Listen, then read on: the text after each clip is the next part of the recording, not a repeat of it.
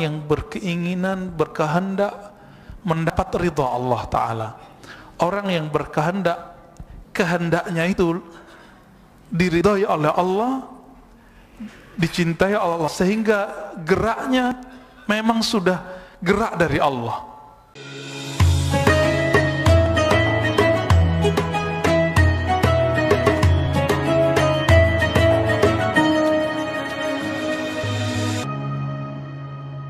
Innal hamdalillah nahmaduhu wa nasta'inuhu wa nastaghfiruh wa na'udzu billahi min shururi anfusina wa min sayyiati a'malina. Man yahdihillahu fala mudilla lahu wa man yudlil fala hadiya lahu. Amma ba'd. Allahumma faqqihna fid din wa 'allimna at-ta'wil waftah lana ya fattah kama fatahta li ibadika as-salihin. Amin ya rabbal alamin. Bapak saudara, ikhwan akhwat fillah, kita sampai kepada tokoh yang bernama Abu Bakar Asy-Syibli di kitab Ar-Risalah Al-Qushairiyah, salah satu kitab yang mewarisi kerohanian ulama salafus saleh. Jadi ketika ada orang mengaku salaf, maka kita bisa cek di kitab ini, betulkah rohaninya seperti ulama salaf.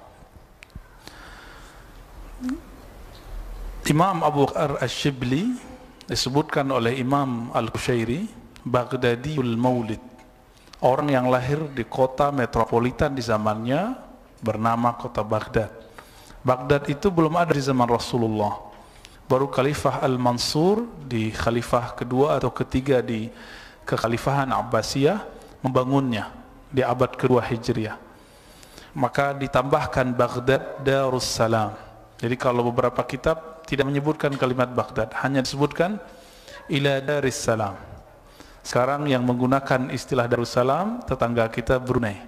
Semoga negerinya betul-betul salam, ya. Amin. Al-Mansha dan juga besar di sana. Nah, ini tantangannya besar. Besar di kampung, lahir di kampung, besar di kampung, mungkin godaannya tidak sebesar di kota besar, ya. Maka jika dia melewati itu, dia sangat mungkin menjadi kekasih Allah. Sahib al-Junaid wa man fi asrihi, dia berguru kepada Imam Junaid. Di dalam teks-teks lama, teks ahli hadis dan ahli zikir, berguru itu disyaratkan kalimatnya sahibah. Apa arti kata sahibah? Bersuhbah, bergaul, menemani, berkhidmah kepada guru. Kalau sekarang enggak, orang berguru ya begitu aja, dengerin kajian, dapat zikir, udah gitu doang. Tapi kalau dulu tidak, dulu ada suhbah. Suhbah tuh nemenin, ngikutin, ya. Ketika syekhnya bilang, ayo kita ke sana, pergi.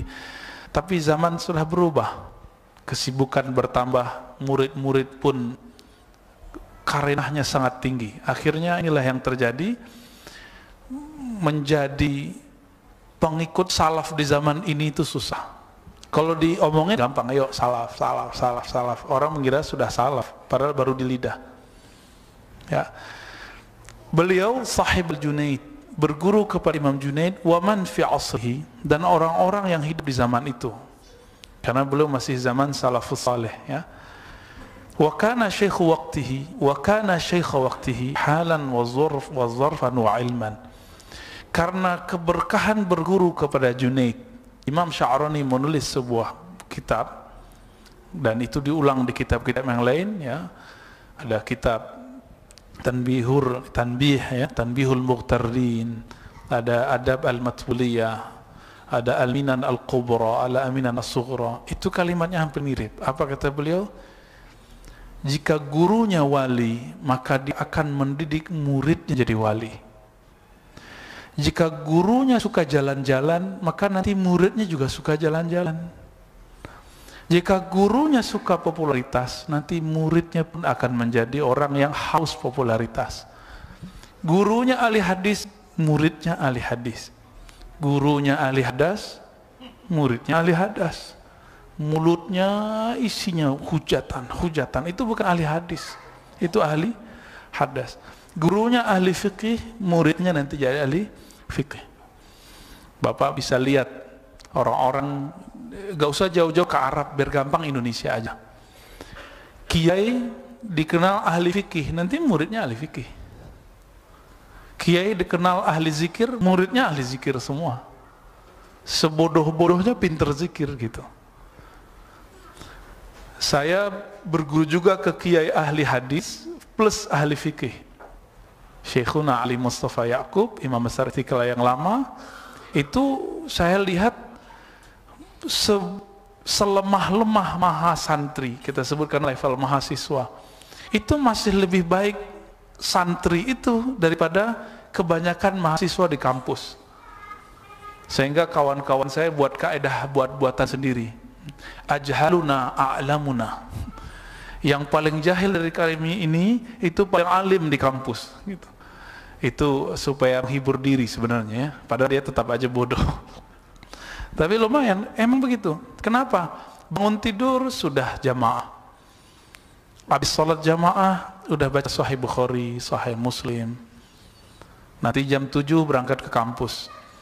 Jadi sebelum dia buka Facebook, buka Instagram, buka TV, buka YouTube, itu yang terpapar di depannya apa? Kitab sunnah. Karena mereka 4 tahun dikasih sunnah. Maka nggak perlu ngaku jadi santri sunnah, ustadz sunnah. Kenapa? Karena sunnah sudah ada dalam dirinya. Ngaku-ngaku itu belum tentu benar ya. Disebutkan bahwa Imam Ash-Shibli Syekh waktihi, karena berkah bersuhbah berguru kepada wali Allah bernama Junaid, maka dia menjadi wali Allah. Sebenarnya Imam Junaid ini ahli hadis, tapi dia tidak meriwayatkan hadis. Dia memilih memuasakan dirinya untuk menyampaikan hadis. Kenapa? Khawatir salah. Begitu ulama dulu takut menyampaikan hadis. Kalau saya hidup di zaman itu, semua riwayat saya akan dianggap dhaif. Tapi kalau di zaman ini atau menganggap sahih. Padahal hafalan kita bermasalah semua. Dulu hafal, sekarang hilang. Itu udah biasa. Imam Junaid ini dikatakan beramal dengan mazhab yang bukan mazhab yang 4. Jadi dulu ada mazhab Ishaqi. Konon katanya Imam Junaid ini beramal dengan mazhab Ishaqi, tapi nggak ada yang ngamalin setelah itu. Ada yang mengatakan mazhab yang lain ya. Namun kita juga dapat riwayat Junaid ini bermazhab dan mazhab Imam Syafi'i, wallahu alam ya. Dan jadi ulama salaf pun bermazhab. Terus sekarang ngaku ikut salaf tapi anti mazhab. Antum ikut salaf yang mana? Ya. Nah, lalu di versi ulama Malikiyah dikatakan Malikiyul mazhab. Beliau bermazhab Maliki. Jadi emang begitu Pak, enaknya jadi ulama terkenal di zaman itu, diperebutkan semua mazhab. Bapak coba lihat Imam Bukhari, itu namanya muncul di mazhab Syafi'i, muncul di mazhab Maliki, muncul di mazhab Hanbali. Jangan pusing, itu sebenarnya keajaiban. Orang kalau pinter diperebutkan nggak? Diperebutkan, nanti dicocok-cocokin. Menurut pengikut mazhab Syafi'i, Imam Bukhari ini 70% fatwanya mirip dengan Imam Syafi'i. Gitu. Menurut Hanbali, ya sama juga begitu, 70%. Menurut terus Pak. Tapi kawan saya punya penelitian lain. Imam Bukhari ini mujtahid mutlak. Tapi karena dia hormat kepada gurunya Ahmad bin Hanbal, Humaidi, Ishaq bin Rahawai, 3 imam ini, 3 imam mazhab semua. Tapi Humaidi memilih untuk mengikuti mazhab Syafi'i. Ahmad bin Hanbal membangun mazhab baru.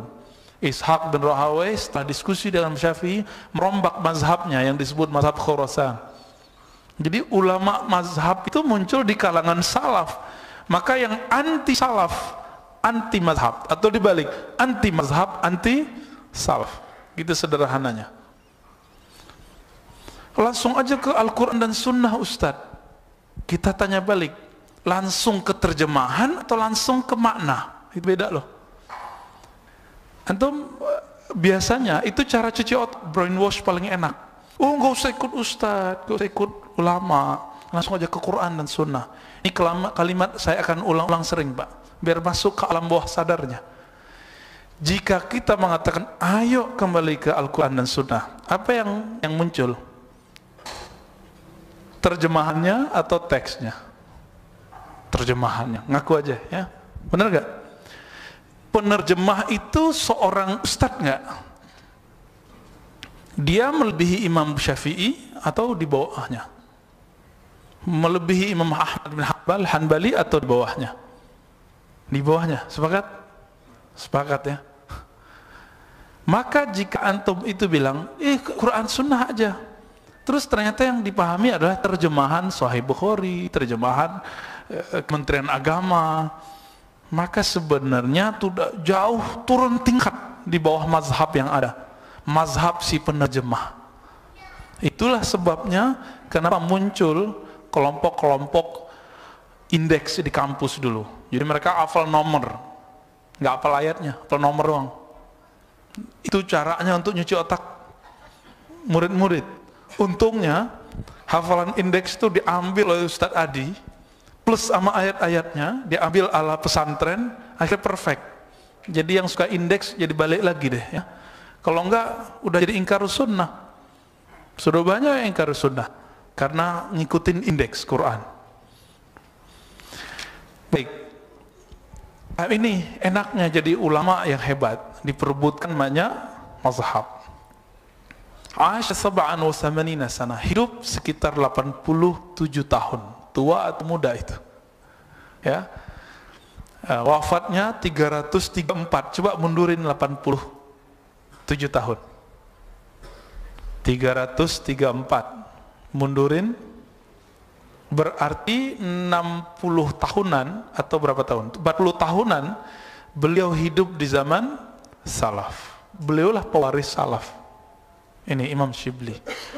Beliau ketemu dengan imam kontroversial yang jadi inspirator dari tokoh yang kontroversial juga di negeri ini, Syekh Siti Jenar. Ya, Syekh Siti Jenar itu dipengaruhi ajaran seorang tokoh namanya Al-Hallaj, Abu Mansur Al-Hallaj. Pernah dengar ya? Yang kemudian nyampe di negeri kita, nyampe di Jawa, istilahkan dengan manunggaling kaulo Gusti. Saya bukan orang Jawa, tolong dibenerin kalau salah terjemah. Manunggal itu bukan bahasa Jawa asli sebenarnya, bahasa Sanskerta lama. Artinya manunggal, menyatu, hamba dengan Tuhan. Cocoknya itu disebut ittihad, bersatu hamba dengan Tuhan. Ajaran itu sudah ditegur oleh gurunya Shibli, namanya Junaid tadi. Apa kata Junaid? Ternyata Junaid itu salah satu guru daripada Abu Mansur Al-Hallaj. Apa kata Junaid? Ya Hallaj, wahai Hallaj, hentikan syatahat-syatahat. Apa arti syatahat? Nyeleneh-nyelenehmu. Udah ditegur. Lebih tinggi Junaid atau Hallaj? Junaid. Imam Junaid bilang apa? Jika tidak engkau hentikan, la yaqta'uka illa dam, maka tidak ada yang menghentikan kata-katamu, nyelenehmu itu kecuali hukuman darah. Apa arti darah? Nyawa. Kapan beliau ngomong? Sebelum tahun 300, sebelum beliau wafat. Beliau Imam Junaid wafat 297 Hijriah. 297 Hijriah. Imam kita kemudian menulis kapan Al-Hallaj wafat. Dihukum gantung kapan? Dihukum pancung, bukan gantung. Tahun 309. Berapa tahun? 297 309. 13 tahun, 14. 3 atau 14 tahun baru terjadi. Itu Al-Hallaj. Walaupun ada sebab-sebab lain, nah itu kita nggak usah bahas ya.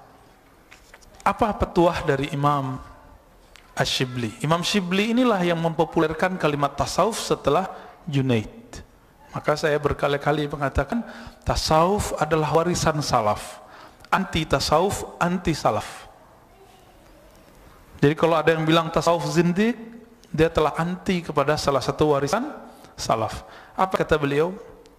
Wa min aqwalihi at-tasawuf dhabtu hawasika wa mura'atu anfasika. Tasawuf itu bisa dipraktekkan dengan dhabtul hawas, menjaga indera, menjaga mata, menjaga telinga, menjaga lidah. Jadi bedakan tarekat dengan tasawuf, beda ya. Tarekat itu kurikulumnya, belum tentu orang bertarekat sufi. Hati-hati, belum tentu orang bertarekat itu sufi. Yang dimaksud oleh orang-orang anti tasawuf itu sekarang mungkin tarekat-tarekat yang tidak disiplin ini, mungkin ya. Ini yang saya baca ya, yang saya lihat. Apa kata beliau? Tasawuf itu menjaga indera dari maksiat, dari lupa kepada Allah. Makanya sufi itu jangan heran kemana-mana bawa tasbih, supaya indera tangannya, indera rasa, indera penyentuh di tangannya itu masih connect kepada Allah Ta'ala. Bukan riya, enggak, itu bukan riya. Wa mura'atu anfasik, dan menjaga nafas, maka disebut oleh mereka zikir nafas.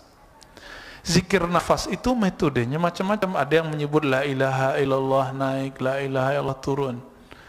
Ada yang baca Allah, Allah naik, ya Allah turun dalam hatinya. Ada yang membaca dengan zikir yang tadinya kontroversial oleh sebagian orang yang tidak membaca buku-buku mereka. Itu zikir hu, Allah, hu naik, Allah turun. Apakah ini bid'ah? Zikir hu, Allah, hu, gitu ya. Kami sudah kaji kitab yang pakar sekali membid'ahkan itu, namanya Al-Ibda' fi Madaril Ibtida', karya salah satu ulama Al-Azhar, Syekh Ali Mahfuz, langsung ditakriz oleh Syekh Muhammad Abduh, Imamul Islah, imam yang ahli tajdid di zamannya, ahli pembaruan. Itu inspiratornya Buya Hamka, Syekh Muhammad Abduh.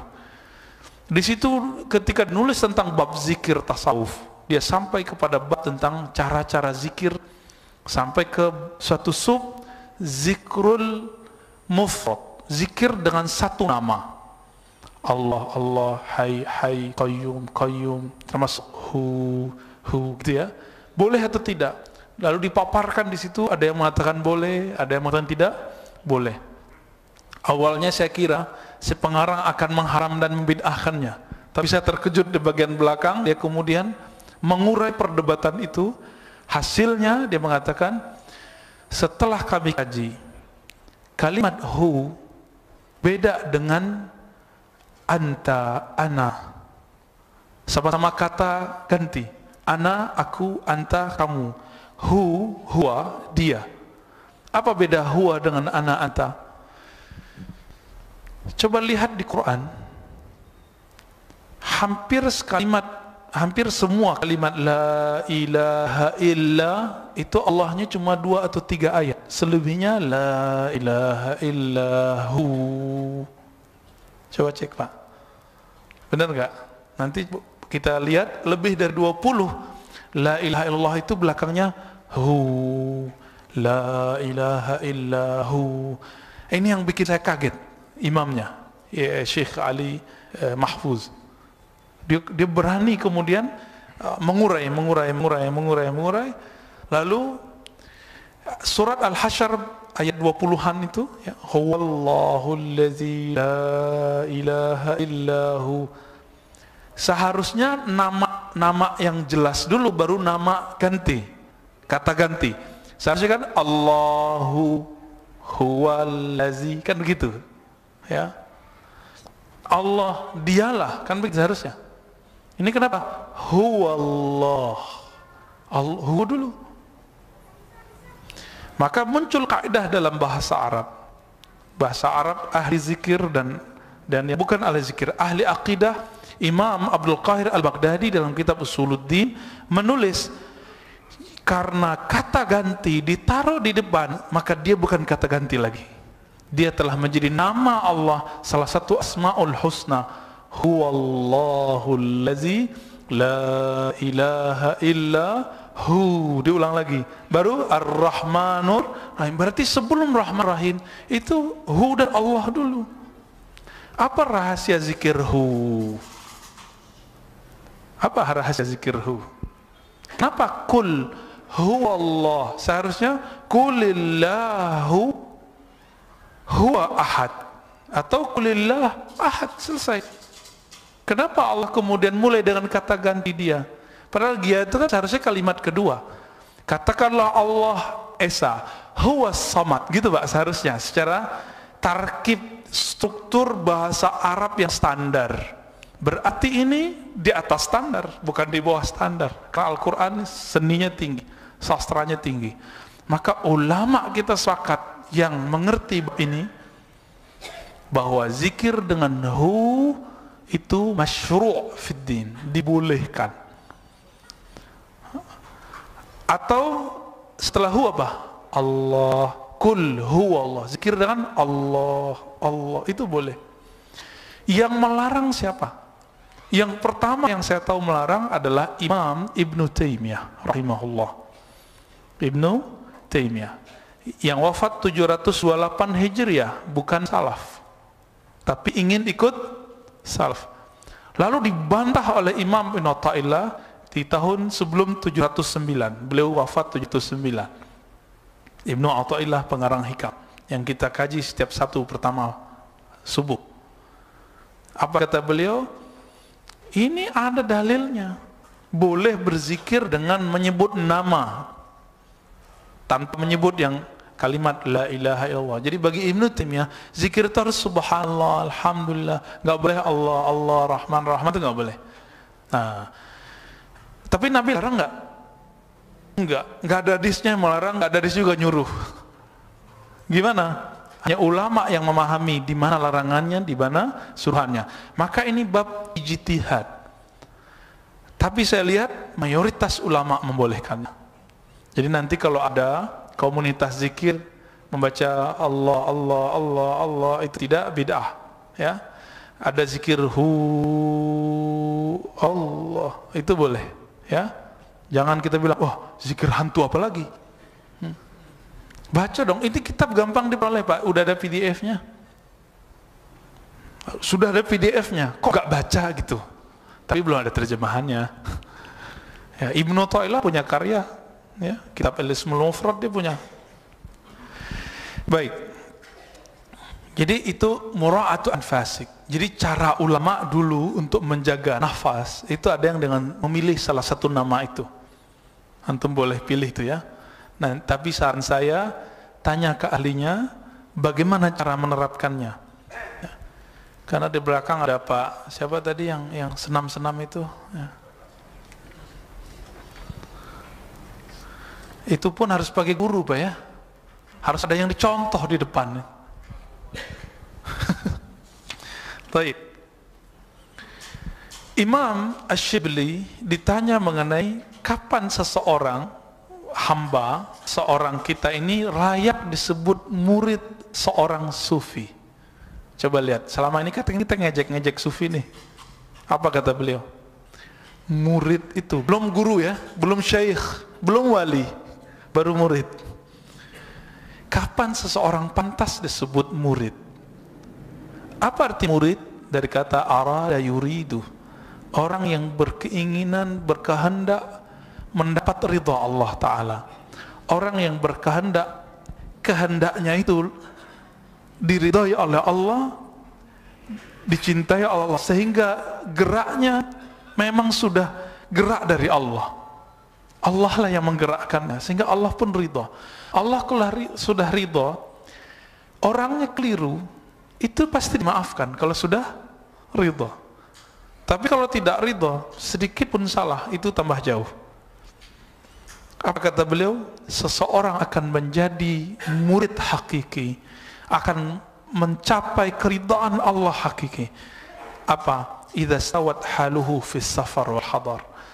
Jika amalnya itu stabil, mau lagi traveling, safar, ataupun lagi nginep, lagi tinggal di rumah. Ini coba cek. Kalau lagi pergi ziarah, ke Nabi, umroh, pergi traveling ke Turki, ke Perancis, ke Australia, itu amalan tahajudnya berubah nggak? Zikir pagi sorenya bolong nggak? Ya. Zikir nafasnya hilang nggak? Ternyata pilot itu lebih keren dari ustadz. Pilot itu kalau dia lewat ke jalur yang turbulennya tinggi, semua nama Allah itu keluar di belakang. Penumpang nyebut nama Allah semua, Pak. Allah Akbar, Allah Akbar. Biasanya yang paling tenang itu yang udah biasa zikir. Yang paling ribut itu dia hanya ingat Allah saat susah. Ingat Allah kalau mau mati doang. Emang kita kapan matinya dia nggak tahu. Bapak masih ingat nggak? Saudara masih ingat dulu awal naik pesawat takut mati nggak? Dari awal naik sampai akhir turun itu nama Allah nggak putus. Bisa nggak hidup begitu? Itu yang sebenarnya murid.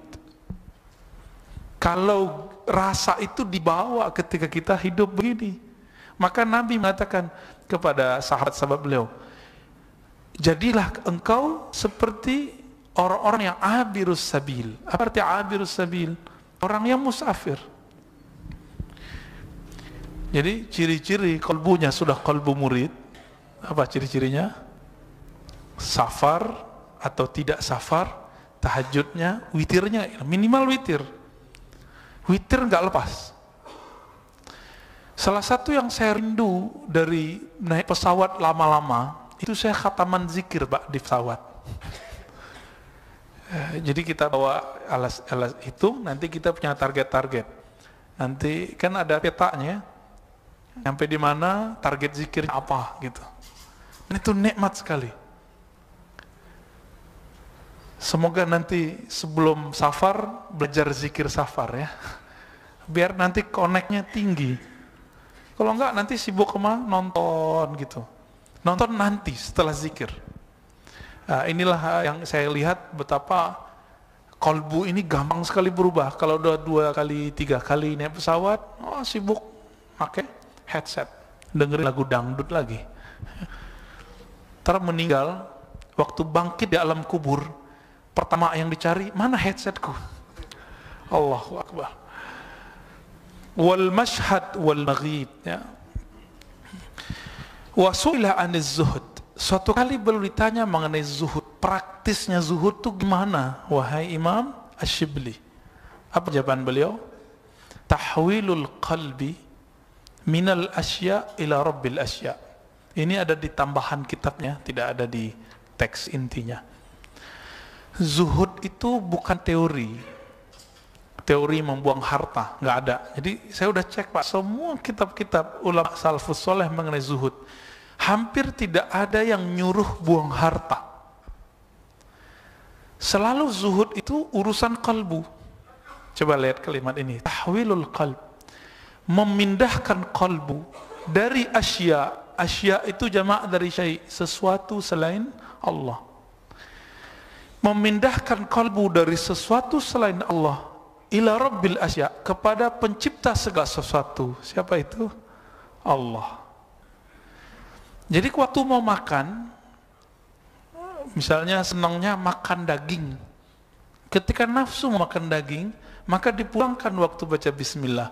Bismillah, bismillah itu maksudnya, ya Allah ini darimu. Maka kenyangnya itu permanen.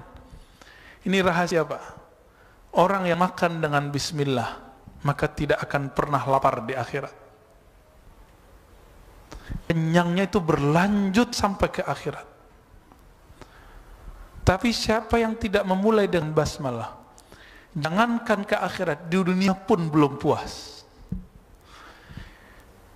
Penuh perutnya, tapi belum puas mulutnya, lidahnya, jadi begah. Nah itu dia. Kok tiba-tiba udah penuh aja nih perut, tapi kita merasa kayaknya belum cukup. Ah ini dia. Kenapa? Mungkin bismillahnya baru di awal. Jadi ternyata bismillah itu bukan hanya dilafazkan. Ini yang disebut mura'atu anfasik, menjaga nafasmu. Kalau Bapak baca kitab Imam Ghazali, mungkin gak kuat ngikutinnya. Imam Ghazali mengatakan di Ihya Ulumuddin, salah satu adab makan, setiap menyuap itu baca Bismillah, Bismillah, Bismillah. Nggak bisa ganggu Pak orang makan begini. Ya, kalau kita gimana? Sambil nonton, ya, sambil mangap. Sehingga benarlah suapan saat zikrullah dengan kalbu itu syaitan nggak ikut makan. Tapi jika memakan lupa kepada Allah, maka waktu menyuap itu separuh untuk syaitan. Begitu dalam hadisnya. Untung kita nggak bisa lihat Pak. Bapak kalau sudah lihat, indigo itu kan nggak ada yang sampai level ini. Karena indigo itu levelnya cuma rendah. Yang sampai level ini disebut kasyaf. Kasyaf itu tersingkap alam gaib. Kalau kita melihat, kita akan lihat setan di rumah kita sekarang udah gemuk. Benar nggak?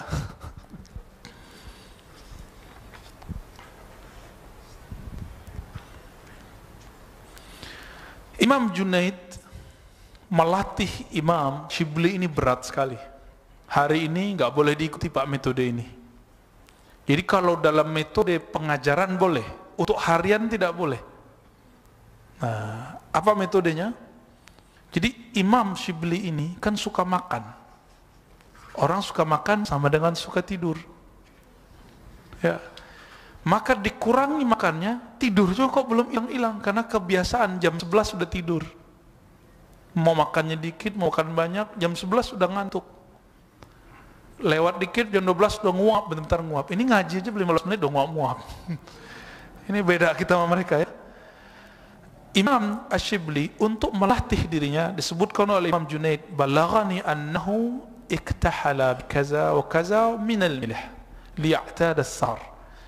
Imam Shibli supaya sampai ke level Abu Hanifah, Imam Malik, Imam Syafi'i, imam-imam termasuk gurunya Imam Junaid, itu mereka kan jarang tidur malam Pak. Jarang tidur malam. Jangan diadu dengan riwayat Abu Darda ya, dengan Salman Al-Farisi, ini beda konteks. Ketika beliau ngantuk, apa yang melakukan? Salah satu tradisi ulama salafus soleh pakai celak. Saya nggak melihat orang pakai celak sekarang kecuali jemaah tabligh. Ya, mereka yang hidupin amalan itu. Kita nggak senang tuduh aja dia ahli bid'ah. Padahal dia ngamalin sunnah yang paling remeh dihamalin. Do'if pun hadisnya dipakai, nggak mau ketinggalan. Apalagi yang sahih. Saya orang pesantren, Pak. Tapi adab yang saya baca di kitab-kitab itu, saya ketemu ini jadi tabligh. Ketemu jadi tabligh. Walaupun beberapa kita nggak siap dengan hurufnya, apa-apa segala macam ya. Namun karena Syekh tabligh ini pendirinya seorang sufi, muhaddis, Syekh Albani nggak suka, maka ditulislah, bukan Pak Albani ya. Kalau Pak Albani suka kayaknya. Di sini ada Pak Albani, Pak di ujung. Orangnya tawaduk ya, insya Allah. Apa kata Syekh Albani? Jamaah tabligh itu adalah sufi modern. Albani kalau bilang sufi itu ngejek. Albani kalau bilang sufi itu menyesatkan sufi, gitu maksudnya. Maka beberapa ulama-ulama di Al-Azhar itu menulis bantah-bantahan terhadap Syekh Albani. Tapi saya nggak mau bantah-bantahan dengan Pak Albani.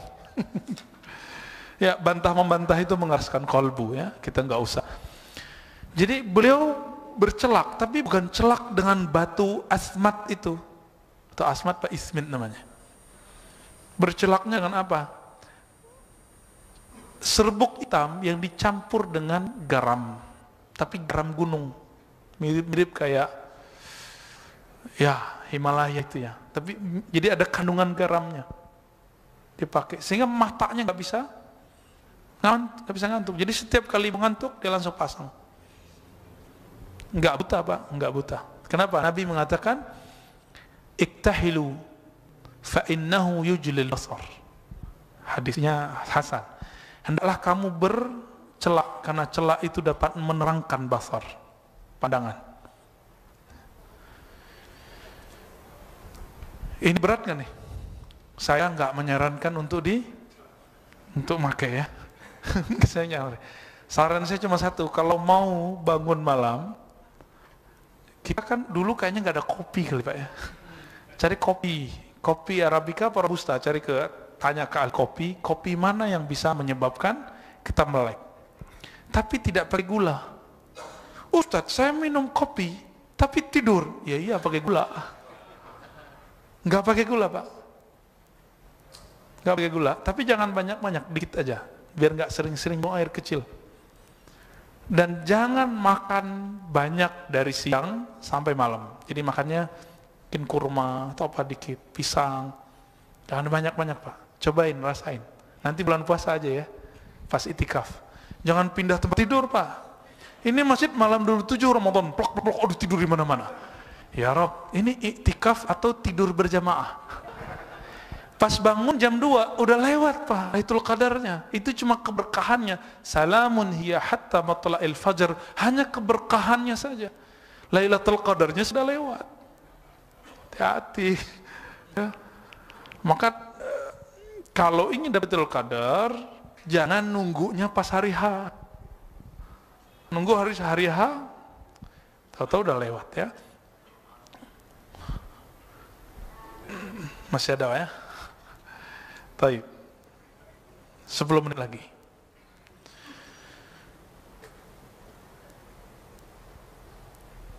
Beliau ditanya mengenai kok sholat itu banyak pikirannya gitu. Jadi di abad ketiga beliau sudah siapkan jawabannya untuk sekarang Pak. Sekarang abad 15 Hijriah ya, 1400-an. Jadi nggak usah mikirin Mahdi turun dulu, siapkan diri, pantas nggak saya jadi pengikut Mahdi? Mau turun esok juga nggak apa-apa, masalahnya pantas tuh nggak? Ya, coba lihat. Laisa yakhturul qaunu bibali, wa kaifa yakhturul qaun bibali man arfal muqawwin. Beliau mengatakan, aku tidak pernah kepikiran makhluk bahkan di luar sholat. Bahkan di luar sholat. Kalau kita, jangankan di luar sholat, dalam sholat pun lengkap. Lengkap. Habis ini, sehingga khatam. Ya, bukan khatam Quran Pak. Khatam ingatnya macam-macam. Sampai kemudian ada ejek-ejekan kiai ya, ketemu kunci, itu kan karena itu sebenarnya kiainya itu sendiri yang ketemu kuncinya dalam sholat. Kalau bahasa sahabat kita, senior kita sebenarnya, Ustadz Abu Sangkan, apa kata dia? Yang bilang khusyuk mustahil berhenti jadi kiai. Horor juga dia. Tapi itu benar Pak. Kalimat itu benar. Yang bilang mustahil atau susah khusyuk berhenti jadi kiai. Berhenti jadi ulama. Kenapa? Karena itu sudah kiamat. Dalam hadis Imam Tirmizi dengan riwayat yang hasan dikatakan, Abdullah bin Amr bin Al-As berkata, awwalu ma yuqbad qabla yaumil qiyamah al-khusyu'. Yang terakhir yang pertama kali dicabut di akhir zaman adalah khusyuk. Maka orang-orang khusyuk inilah nanti yang jadi tentara-tentara Mahdi. Jadi yang bukan suka hoax, bukan suka nerka-nerka tahun, nggak usah. Kisah nggak usah nerka-nerka tahun Pak. Terka aja kolbunya. Kolbunya masih mikirin apa? Apa kata beliau? Ini jadi kaidah. Kaifa yakhturul qaun fi bali man arafal mukawwin. Bagaimana mungkin, apakah pantas terlintas alam semesta dalam pikiran orang yang mengaku kenal pencipta alam semesta? Udah kenal sama seorang gadis yang cantik, yang bikin kita jatuh cinta, masa sama yang gak cantik-cantik masih inget gitu? Kita udah kenal nih, level cantiknya 10, yang ini 5, kita pilih 5, itu orang bodoh apa orang cerdas Pak? Allah itu menyebut dirinya Jamil, menyebut dirinya Dzul Jalali wal Ikram. Artinya semua keindahan ada padanya. Kalau orang sudah mengenal yang maha indah itu, mungkinkah dia memikirkan indah-indah di bawahnya? Enggak mungkin lagi. Ini jadi kaidah. Maka salah satu kaidah arif billah yang disebut orang mengenal Allah, dia dalam zikir-zikirnya tidak terlintas makhluk. Jadi Bapak cek saja, saya sudah pantas belum jadi wali Allah? Kalau sholat masih banyak kiraan makhluk, jika iya, jangan katakan saya wali, jangan katakan kita wali, jangan katakan saya ini pantas mengajarkan zikir. Cukup katakan, ya Rob, aku hanya hambamu yang bahkan pikiranku aku tidak bisa kuasai. Makanya Nabi itu kasih cara supaya menguasai kalbu, langsung diserahkan ke Allah. Gimana? A'inni ala dzikrik. Ini kata kunci, Pak. Bantulah aku ya Allah untuk mengingatmu. Artinya untuk mengingat Allah, si kalbu nggak bisa dengan dirinya sendiri. Dia harus dibantu oleh muqallibul qulub, Allah yang membolak-balik hati. Nah, sudah sering belum minta bantuan? Nah, cara minta bantu itu disebut oleh ahli zikir dan kaifiyatuz zikr. Kaifiyat tata cara berzikir. Kalau oleh kawan-kawan saya psikolog, mereka menyebutnya conditioning. Conditioning itu, ya. Nah, masih ada dikit. Dan dikatakan oleh Imam Ash-Shibli ketika masuk bulan puasa, ya, karena Shibli idza dakhala syahr Ramadan jadda fawqa jaddin min asara. Imam Shibli ini kalau sudah masuk Ramadan itu enggak terima ceramah, Pak. Kalau saya 20 hari masih ceramah, 10 hari enggak terima lagi, kecuali kalau keluar negeri. Kalau Imam Ash-Shibli kalau sudah masuk Ramadan, kalau begini sepi semua pengajian kita, Pak, ya, maka ini cukup untuk Shibli aja. Ama ahli zikir yang mau ikut Shibli, atau ama bapak-bapak yang tidak bisa ceramah, maka sebenarnya mohon maaf untuk para ustadz kalau ada yang hadir, para dai. Kebanyakan dai di bulan Ramadan ketinggalan ama jemaah. Gimana tidak?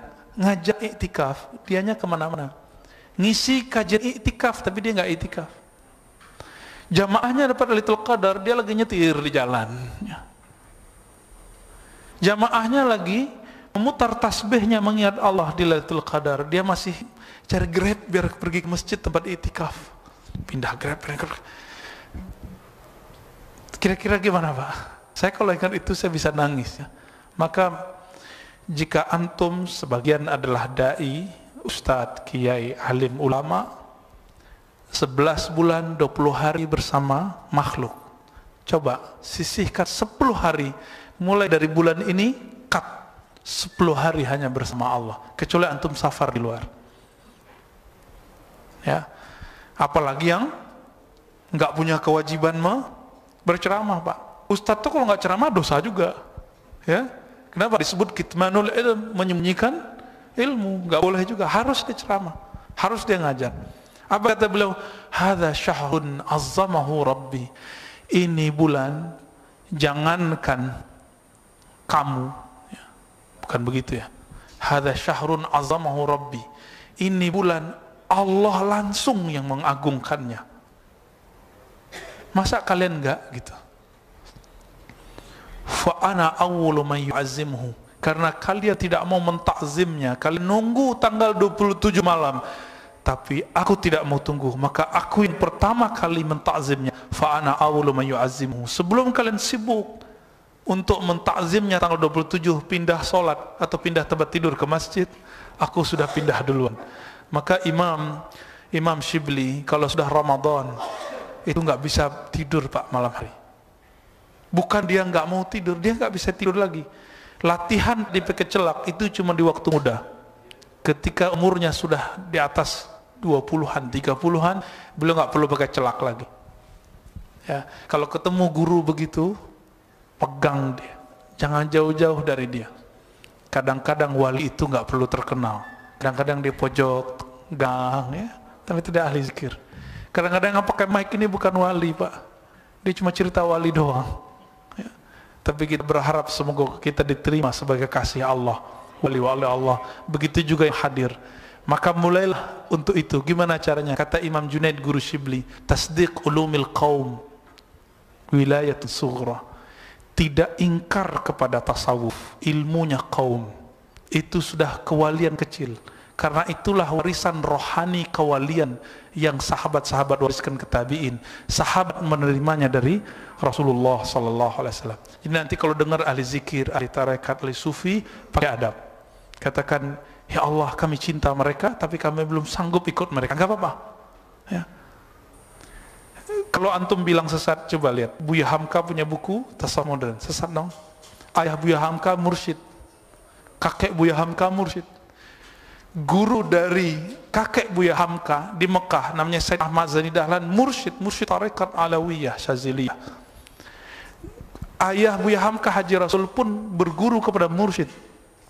Siapa namanya? Bakri Syata, ahli fikih tapi mursyid tarekat Alawiyah. Maka kalau ketemu mereka, beradab, ambil ilmunya. Nggak hanya itu, ambil zikirnya. Nggak cukup di situ, sohbah. Walaupun sekali seminggu, sekali sebulan ketemu dengan mereka, ikut majelis-majelis mereka. Semoga majelis kita diridhai oleh Allah Ta'ala, aib-aib kita ditutupi Allah Ta'ala. Amin Rabbal Alamin. Rabbana atina fid dunya hasanah wa fil akhirati hasanah wa qina adzabannar. Allah ja'alna min awliyaika. Ya Allah, jadikan kami kekasih-kekasihmu yang selalu basah lidahnya menyebut namamu, yang membangunkan malam-malam untuk mengingatmu, yang siang hanya memikirkan kebesaranmu. Rabbana ya Sattar, ustur auratina, tutup aib kami di hadapanmu, apalagi di hadapan makhlukmu. Wa sallallahu ala nabiyina Muhammad walhamdulillahi rabbil alamin. Assalamualaikum warahmatullahi wabarakatuh.